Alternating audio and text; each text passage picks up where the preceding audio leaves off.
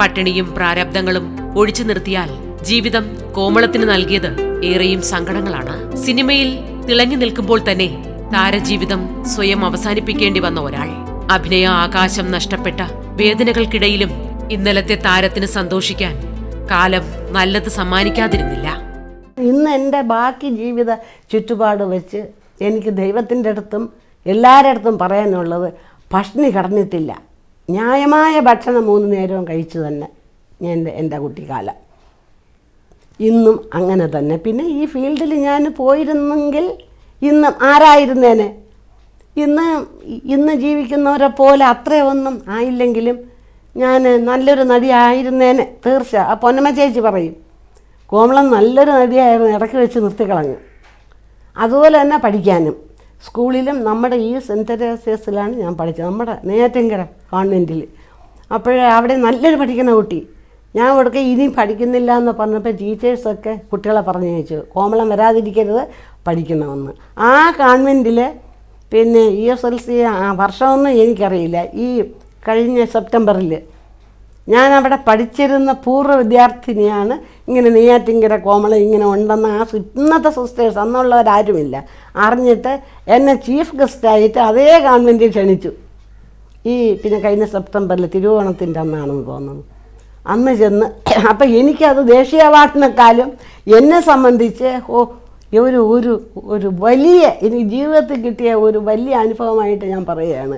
അവിടെ ചെന്നതും അപ്പം അവിടെ ഇങ്ങനെ പഠിച്ചത് എല്ലാവർക്കും ഉള്ള ഇഷ്ടവും അന്നത്തെ കോൺവെൻറ്റിൽ നിന്ന് എത്രയോ കെട്ടിടങ്ങളൊക്കെ ആയെങ്കിലും അത് എല്ലാവർക്കും അവർക്കുമൊക്കെ എന്തൊരു സ്നേഹം.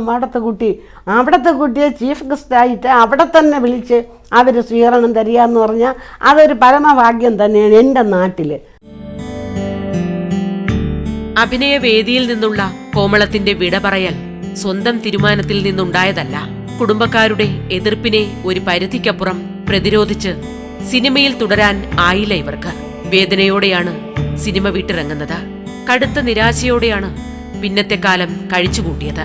സിനിമയോടൊപ്പം സഞ്ചരിച്ച നാളുകളെയാണ് തന്റെ ജീവിതത്തിലെ സുവർണകാലമായി ഈ താരം ഹൃദയത്തിൽ എഴുതിവച്ചത്. എൻ്റെ മൂത്ത ജ്യേഷ്ഠൻ ബിലായി സ്റ്റീൽ പ്ലാന്റിൽ അന്ന് ഉദ്യോഗം. ഇവിടെ ഞാൻ വെറുതെ ഇരിക്കുന്നു, അതുകൊണ്ട് അവിടെ ചെല്ലാനായിട്ട് പറഞ്ഞ് ഞാൻ ആ ഫാമിലിയിലൂടെ ബിലായിലും ഉണ്ടായിരുന്നു 3 വർഷം. അവിടെയൊക്കെ വെറുതെ ആവശ്യമില്ലാതെ അന്നൊന്നും എൻ്റെ ഭാവിയെ പറ്റിയുള്ള ചിന്തയോ ഒന്നുമില്ല. അങ്ങനെ അവിടെ കുറേ നാൾ താമസിച്ചിട്ട് തിരിച്ച് വീട്ടിൽ വന്നു. അപ്പോഴാണ് എനിക്ക് ജയിൽ പുള്ളിയുടെ ഇവിടെ വന്നത്. അപ്പോഴത്തേക്ക് ഇവിടെ വീട്ടിൽ നിന്ന് ടെലഗ്രാം തന്നു, നീ ഇങ്ങനെ വന്നിട്ടുണ്ട്, നീ വരണം. അപ്പോൾ അവിടെ പറഞ്ഞു, വേണ്ട, ഇനി ഫിലിമിലേ വേണ്ട, ഒന്നും വേണ്ട, ഇനി വിവാഹം. എനിക്ക് എന്ത് ചെയ്യാനൊക്കെ ബിലായി നിന്ന് ഇവിടെ ഒറ്റയ്ക്ക് വരാനും വല്ലതിനൊന്നും എനിക്ക് ഒക്കില്ല. അതും തകർത്തു. എൻ്റെ കുടുംബക്കാർ തന്നെ എൻ്റെ ജീവിതം ഈ നിലയിൽ എത്തിച്ചേർന്ന് ഇന്ന് ഞാൻ എവിടെ പറയാനും തയ്യാറായി. സിനിമയിൽ നിന്ന് ദീർഘകാലം അവധിയെടുത്ത് മാറി നിന്ന ശേഷം ഒരു മടങ്ങി വരവിന് കോമളം ശ്രമിച്ചിരുന്നു.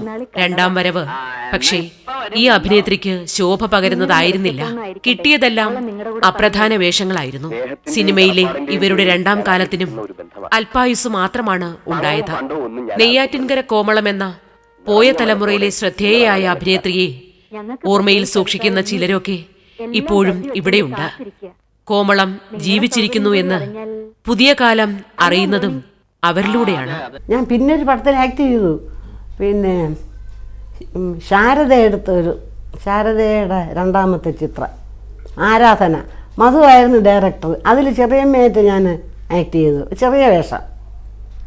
അത് കഴിഞ്ഞിട്ട് ആ പെൺകുട്ടി നീയായിരുന്നെങ്കിൽ അതൊരു ആർട്ട് പടം, അതിൽ ഞാൻ അമ്മയായിട്ട് ആക്ട് ചെയ്തിട്ടുണ്ട്. പിന്നെ പ്രിയത്തിൽ ഒരു ചെറിയ ക്യാരക്ടർ, എയർപോർട്ട്, അതിൽ കാല് വയ്യാത്ത ഒരു സ്ത്രീയായിട്ട്. അങ്ങനെ 3 പടത്തിൽ ഇതുപോലെ വർഷങ്ങൾക്ക് ശേഷം. പിന്നെ കുറേ വർഷങ്ങൾ കഴിഞ്ഞപ്പോൾ ഒരു ദിവസം നമ്മുടെ ഈ സൂര്യകൃഷ്ണമൂർത്തിയെ, ആ കൃഷ്ണമൂർത്തിയാണ്, നമുക്ക് ആ കൃഷ്ണമൂർത്തി ആരെന്നോ ഒന്നും അറിയില്ല. ഇവിടെ ഇങ്ങനെ ഇരുന്നപ്പോൾ ഒരു ദിവസം 2-3 പേര് വന്നിങ്ങനെ പറഞ്ഞു, പഴയ കാലത്ത് ആക്ട് ചെയ്ത ഇങ്ങനെ ഒരാൾ ഉണ്ടല്ലോ, അവരൊക്കെ ജീവിച്ചിരിപ്പുണ്ടോ എന്ന് പറഞ്ഞുകൊണ്ട് അന്വേഷിച്ച് വന്നപ്പം ഞാൻ പറഞ്ഞു അത് ഞാനാണ്. ആ ഫീൽഡുമായിട്ടുള്ള സകല ടച്ചും വിട്ടു. അങ്ങനെ ഇരുന്ന് കണ്ടു സംസാരിച്ചു. പറഞ്ഞപ്പോൾ അപ്പം ഞാൻ പിന്നെ നാടകത്തിലുള്ള 2-3 MK കമല, ജ്ഞാനാംബിക ആക്ട് ചെയ്ത് അവരങ്ങനെയൊക്കെ ഞങ്ങളെ എല്ലാവരും വിളിച്ച് ആദരവ് തന്നു. ടാഗോർ തിയേറ്ററിൽ ഒരുപാട് പാരിതോഷികങ്ങളൊക്കെ തന്ന് അങ്ങനെയാണ്. അപ്പം അങ്ങനെ എല്ലാവരും അറിഞ്ഞു ഇങ്ങനെ ഇന്നാരൊക്കെ ജീവിച്ചിരിപ്പുണ്ടെന്ന്. അതിനുശേഷം ഞങ്ങൾക്ക് കോട്ടയത്ത് സ്വീകരണം തന്നു, എറണാകുളത്ത് അങ്ങനെ ഒരുപാട് സ്വീകരണങ്ങൾ ഈ ബാച്ചിന് എല്ലാവർക്കുമാണ് തന്നത്. അങ്ങനെ ഞങ്ങൾ പോയി തിരിച്ചു വന്നു. അങ്ങനെ ഇങ്ങനെ ജീവിച്ചിരിപ്പുണ്ടെന്ന് അറിഞ്ഞു. ജീവിക്കാൻ മറന്നുപോയ സ്ത്രീയാണ് കോമളം. വിവാഹ ജീവിതത്തിലേക്ക് കാലൂന്നിയതും വൈകിയാണ്. ആ ജീവിതവും പങ്കുവച്ചത് സങ്കടങ്ങൾ മാത്രം.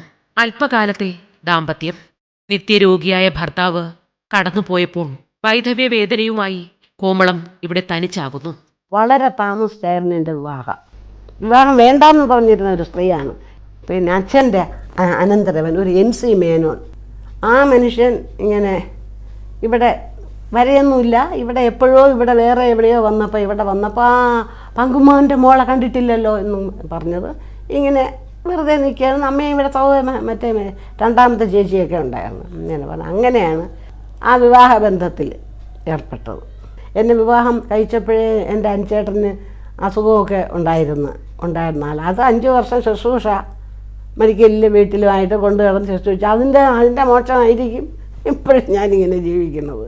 ഇന്ന് ആരുമില്ല. ഭർത്താവ് മരിച്ചു, അമ്മ മരിച്ചു, എൻ്റെ കൂടപ്പിറപ്പുകളെല്ലാം മരിച്ചു. ഇനി 2 പേരേ ഉള്ളൂ ജീവിച്ചിരിക്കുള്ളൂ, ഞാനും അഞ്ചെത്തി. അവർക്കെല്ലാം ഫാമിലിയുണ്ട്, മക്കളും എല്ലാവർക്കും കുഞ്ഞമ്മ, മാമി, ഞോമാൻറ്റി ഇങ്ങനെയൊക്കെ പലരും വിളിച്ച് അങ്ങനെയൊക്കെ എന്നെ ഇവിടെ ഇരുത്തിയിട്ടുണ്ട്. പക്ഷേ ജീവിതം ഹോമിച്ച്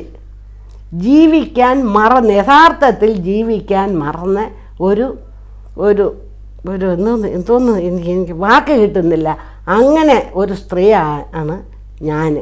സാമ്പത്തികമായിട്ട് വേറെ പണങ്ങളൊന്നുമില്ല. പിന്നെ ആ ഫിലിമിൽ നിന്ന് കിട്ടുന്നത് കൊണ്ട് ഇന്ന് ഞാൻ ജീവിക്കുന്നു. താമസിക്കാൻ വീടുണ്ട്, അതാരും അടിച്ചടക്കില്ല. ജനിച്ച് വളർന്ന വീട് താമസിക്കാനും എനിക്ക് ഈ പെൻഷൻ ഞാൻ പറഞ്ഞാൽ അമ്മയുടെ പെൻഷൻ കിട്ടുന്നുണ്ട്.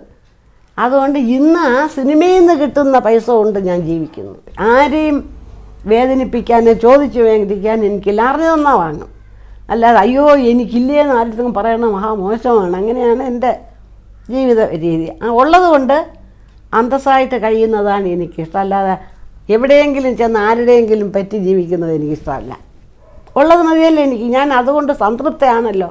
ഞാനിപ്പോൾ ആഗ്രഹിക്കുന്നത് ഒരു പേരെടുത്ത് ഒരു അഭിനേത്രിയായിട്ട് അടുത്ത ജന്മമെങ്കിലും എനിക്ക് പേരെടുക്കണം. ആ ഒരൊറ്റ ആഗ്രഹമേ ഇനിയുള്ളൂ. ഈ ജന്മം ഇനി നോക്കണ്ട.